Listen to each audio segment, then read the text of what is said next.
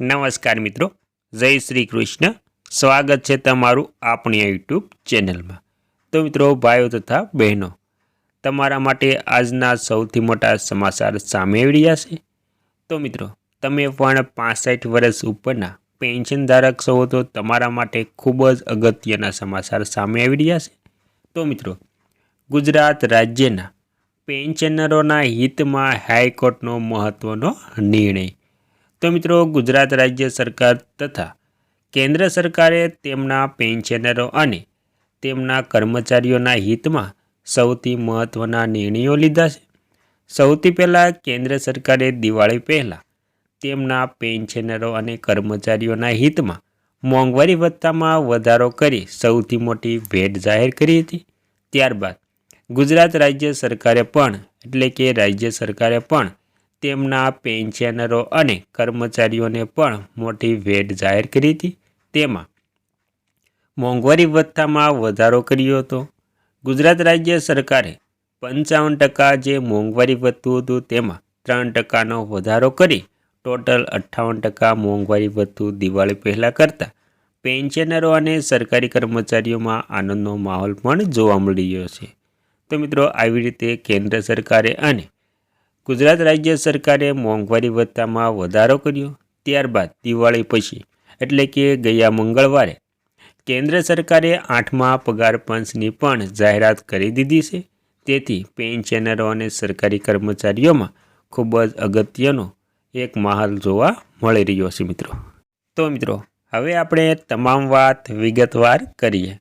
તો મિત્રો, તમામ વાત વિગતવાર કરતાં પહેલાં જો દોસ્તો તમે આપણી ચેનલમાં નવા હોય તો આપણી ચેનલને સબસ્ક્રાઈબ કરવા નમ્ર વિનંતી. કેમ કે આવી કોઈ પણ નવી અપડેટ આવે તે નોટિફિકેશન સૌથી પહેલાં તમને મળી જાય. અને મિત્રો, વિડીયો ગમે તો એક લાઈક જરૂરથી કરી દેજો. તો મિત્રો, ગુજરાત રાજ્ય સરકારના પેન્શનરોની વાત કરીએ તો ગુજરાત રાજ્ય સરકારના પેન્શનરોને તેમનું પેન્શન પહેલાં 55% તરીકે એટલે કે 55% મોંઘવારી ભથ્થા તરીકે મળતું હતું. હવે ગુજરાત રાજ્ય સરકારે તેમાં 3%નો વધારો કરતાં તેને 55% મોંઘવારી ભથ્થું વધતા તેના પેન્શન એટલે કે ડીઆરમાં વધારો થતાં પેન્શનમાં પણ વધારો થશે.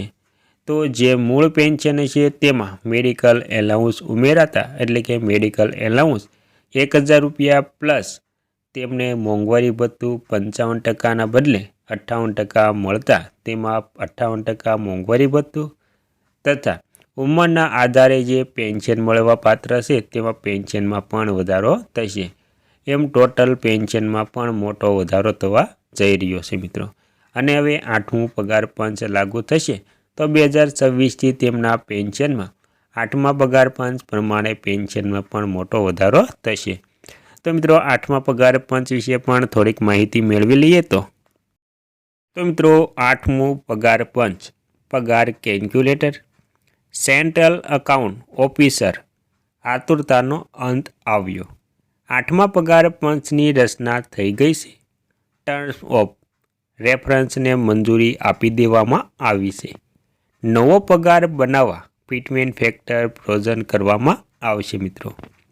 8મા પગાર પંચને લઈને ખૂબ જ અટકળો ચાલી રહી છે.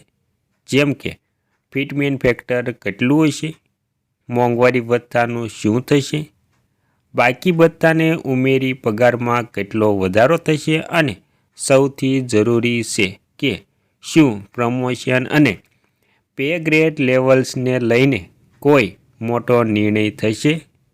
સૂત્રો પાસેથી મળેલી જાણકારી પ્રમાણે આ વખતે પગારમાં સારો વધારો થશે.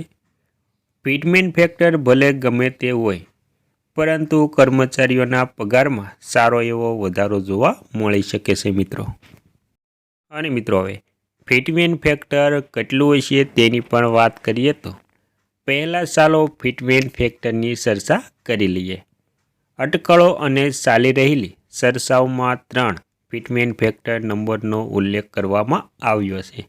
તેમાં પહેલો 1.92, બીજો 2.57 વર્તમાનનો અને ત્રીજો છે 2.86.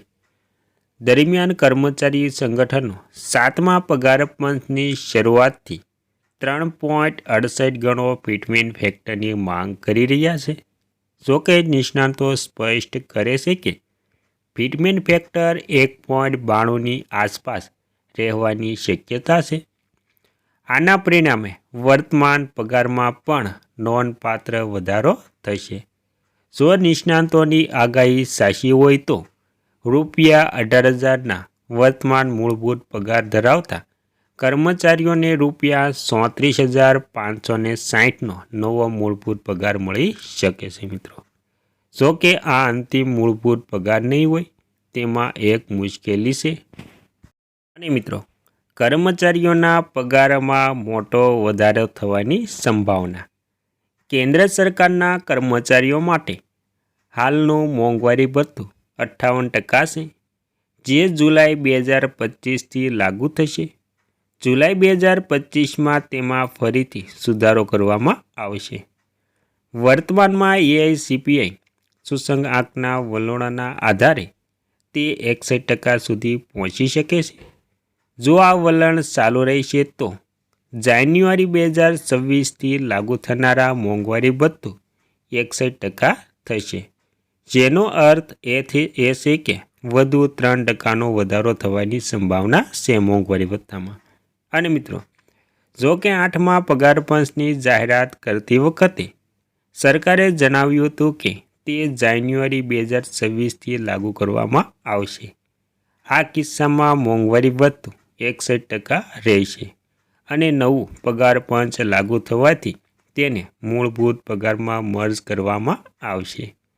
આનો અર્થ એ છે કે 18,000 રૂપિયાના મૂળ પગાર ધરાવતા લોકોના સુધરેલા મૂળ પગારમાં 28,980 રૂપિયા હોઈ શકે છે મિત્રો. અને મિત્રો, 8મા પગાર પંચમાં નવી બેઝિક સેલેરી કેટલી છે? તો મિત્રો, 8મા પગાર પંચ જ્યારે લાગુ થાય છે ત્યારે વર્તમાન બેઝિક સેલેરી પ્લસ મોંઘવારી ભથ્થું પ્લસ ફિટમેન ફેક્ટરને જોડી નવી બેઝિક સેલેરી ડિઝાઇન થશે. એટલે કે 18,000 રૂપિયા પ્લસ 10,980 તેમને બરાબર 28,980 તેને ગુણ્યા ફિટમેન ફેક્ટર 1.92.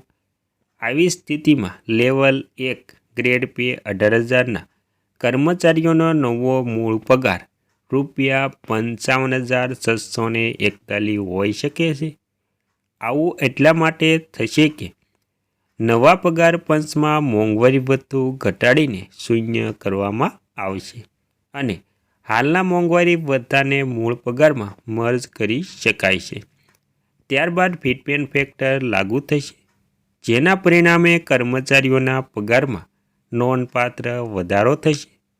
જો કે મોંઘવારી ભથ્થાને મર્જ કરવાનો નિર્ણય પગાર પંચ પાસે હશે મિત્રો, જે ફિટમેન ફેક્ટરની મંજૂરીને આધીન છે. જો સરકાર ભથ્થાને મર્જ કરવાને બદલે કર્મચારીઓને એક સાથે 61% પગાર ચૂકવે છે તો મૂળ પગાર એ જ રહેશે અને નવો મૂળ પગાર રૂપિયા 34,560 રહેશે મિત્રો. અને મિત્રો, 8મા પગાર પંચમાં એચઆરએ અને ટીએ શું છે? જ્યારે પણ નવું પગાર પંચ લાગુ કરવામાં આવે છે ત્યારે ભથ્થાઓમાં પણ સુધારો કરવામાં આવે છે. જો મોંઘવારી ભથ્થું ઘટાડીને શૂન્ય કરવામાં આવે છે તો એચઆરએ દરોમાં પણ સુધારો કરવામાં આવે છે. મુસાફરી ભથ્થું એટલે કે ટીએમાં પણ સુધારો કરી શકાય છે, પરંતુ આ પગાર પંચની ભલામણો પર આધાર રાખે છે. જો આપણે ધારીએ કે કોઈ કર્મચારી હાલમાં લેવલ 1 પદ પર ધરાવે છે પરંતુ તે શહેરના એક્સમાં પણ પોસ્ટેડ છે, તો તેમનો એચઆરએ વર્તમાન દર 27% હશે, જે સુધારેલા પછી બદલાઈ શકે છે. મુસાફરી ભથ્થું ઉચ્ચ ટીપીટીએ શહેર પર આધારિત હશે. જો કે જો આ યથાવત રહે તો પણ 27% પર એચઆરએ રૂપિયા 9,331 થશે અને ટીએ રૂપિયા 1,350 થશે. તો કુલ પગાર કેટલો થશે? તો મિત્રો 8મા પગાર પંચના કુલ પગાર એટલે કે નેટ સેલેરી કેટલી હશે તેનો અંદાજ પણ ભથ્થાઓ પર અને ફિટમેન્ટ ફેક્ટરને જોડી લગાવી શકાય છે, પરંતુ હજુ સુધી મોંઘવારી ભથ્થાને સામેલ કરવું બરાબર નથી. તે માટે પહેલાં પગાર પંચની ભલામણો પર ધ્યાન આપવું પડશે. પરંતુ જો મોંઘવારી ભથ્થોને શૂન્ય માની લઈએ અને લેવલ એ ગ્રેડ પે 1800 પર ગણતરી કરીએ તો પગાર કંઈક આવી રીતે બનશે મિત્રો.